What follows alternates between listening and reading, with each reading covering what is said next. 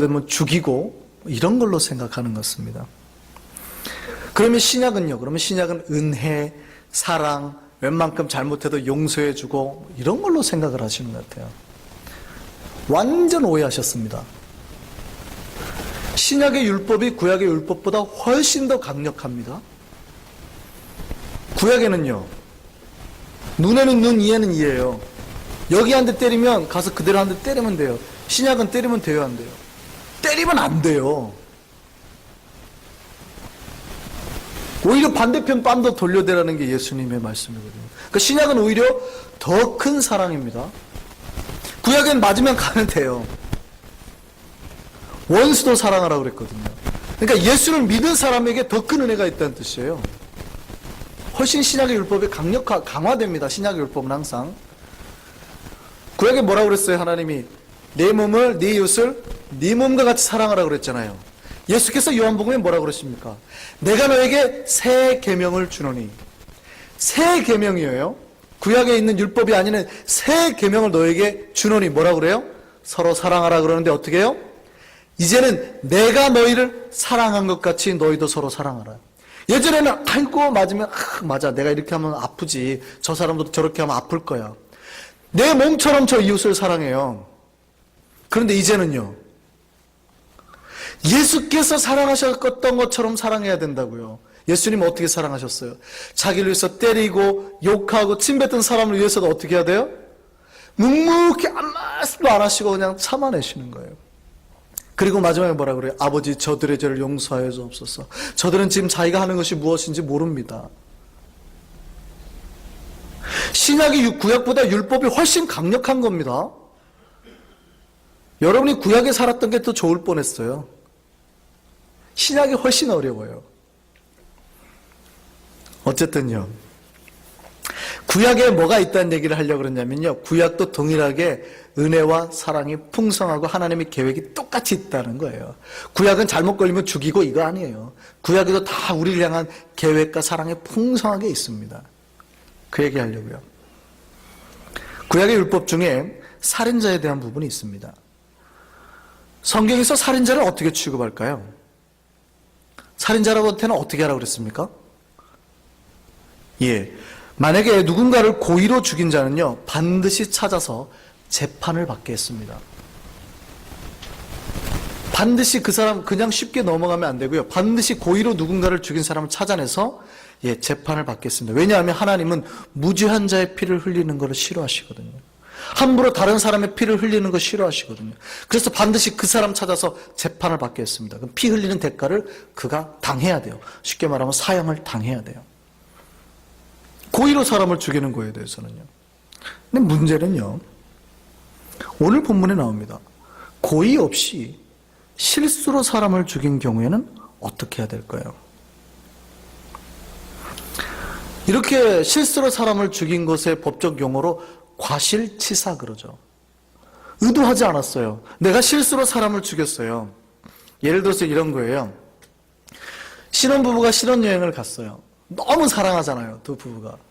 근데 신랑이 이제 신부를 사진 찍어 주려고 여보라는 좀 그래요. 자기야 조금만 더 뒤로 가. 아니야 조금만 더 뒤로 가.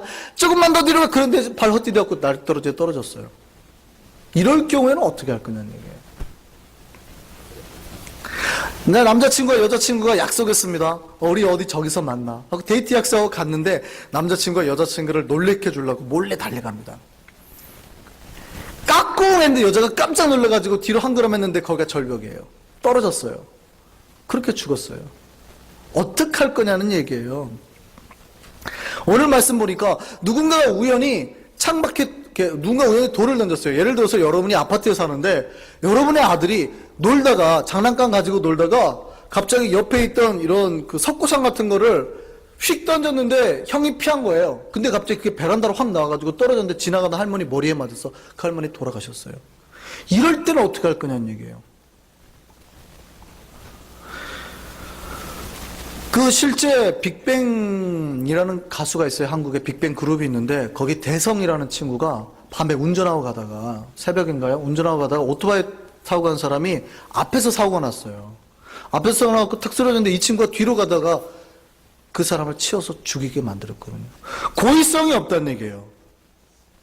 이럴 때는 어떻게 할 거냐는 얘기입니다. 신명기 19장 말씀 보니까 이런 예를 성경에 들어요. 두 이웃끼리, 그러니까 친했던 것 같아요. 이 이웃끼리 산에 나무하러 가자 그랬어요. 벌목하러 가자. 즐겁게 얘기할 거 아니에요. 친구 나무 잘 되나? 하고 저쪽에서 하는데 이 친구가 이쪽에서 나무를 하는 거예요. 이 나무가 좋은데? 하고 딱 쳤는데 갑자기 앞에 있던 도끼날이 쑥 빠져나오고 앞에 있는 사람이 떡 맞았대요. 그 사람 떡 죽었어요. 이럴 경우 어떻게 할 거냐는 얘기예요, 성경은. 그러면 구약법에 의하면 사람을 죽였으니까 그 가족 중에 한 명이 가서 그 사람을 복수할 수 있다고요. 죽일 수 있다고요. 그런데 생각해 보세요. 비록 사람을 죽이긴 했어요. 근데 고의가 있어요, 없어요? 과실치사잖아요. 억울해요, 안 억울해요? 비록 내가 사람을 죽인 건 맞지만 억울하잖아요.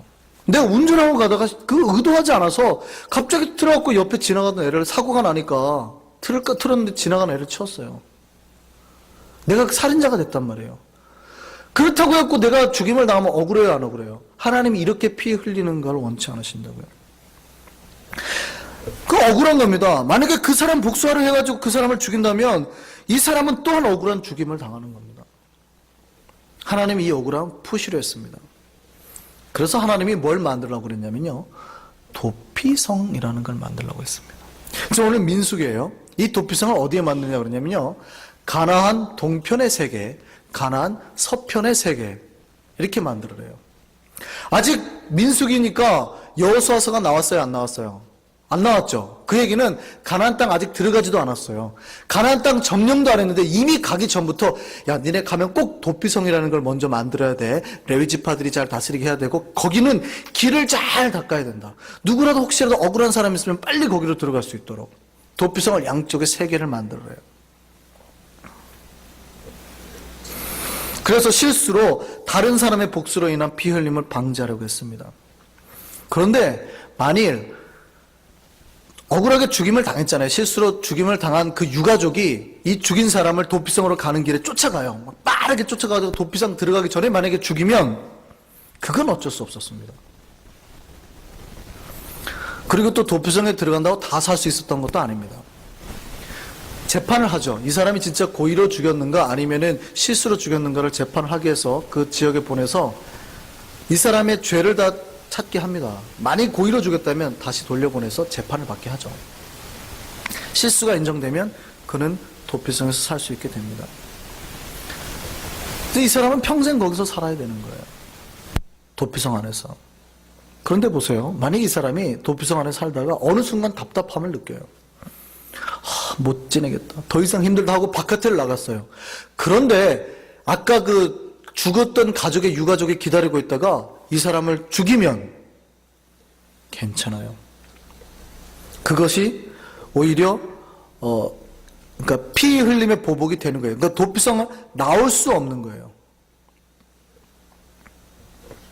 그래서 살인자는 실수로 사람을 죽였다 하더라도 평생을 그 속에서 살아야 했습니다. 쉽게 말하면 감옥 같은 거죠. 넓은 감옥. 평생 거기를 나올 수가 없습니다.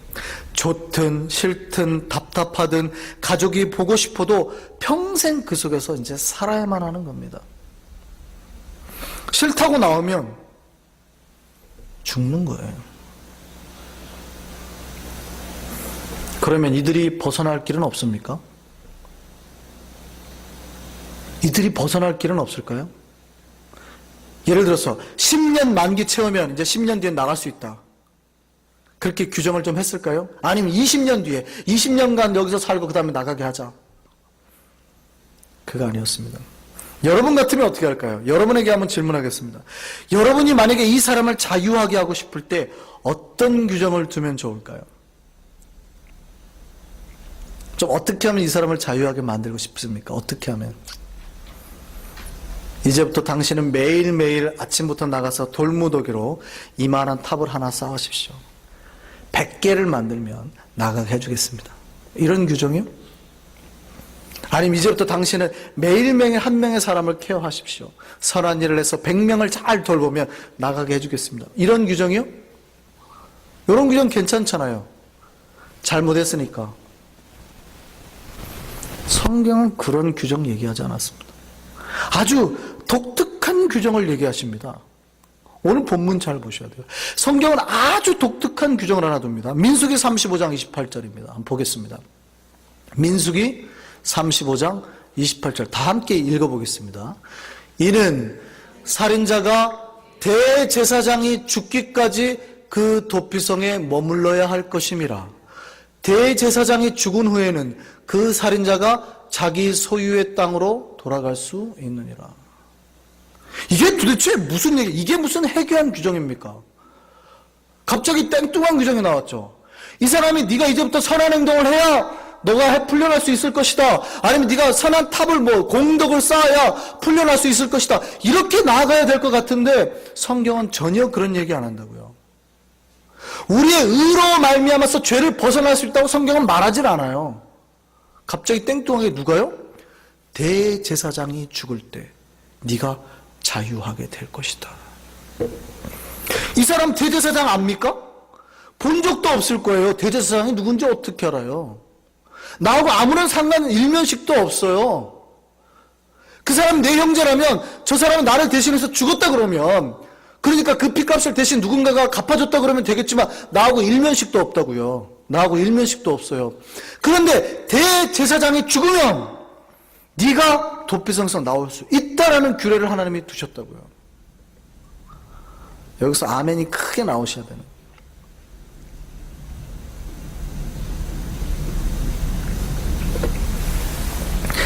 대제사장의 죽음이요 그들의 피 흘림을 대신했다는 뜻입니다.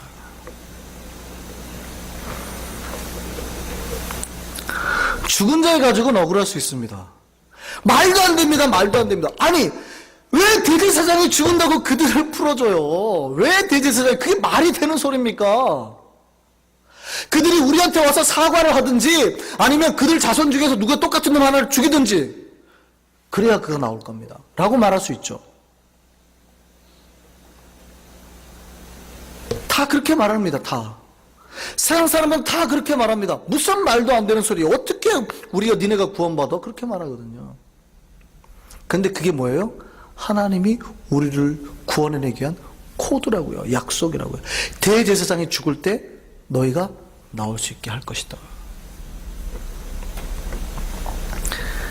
그러니까 이 얘기를 들은 그 안에 도피성 있는 사람은 어떻게 할까요? 이제 지푸라기로 이제 인형을 만드는 거죠.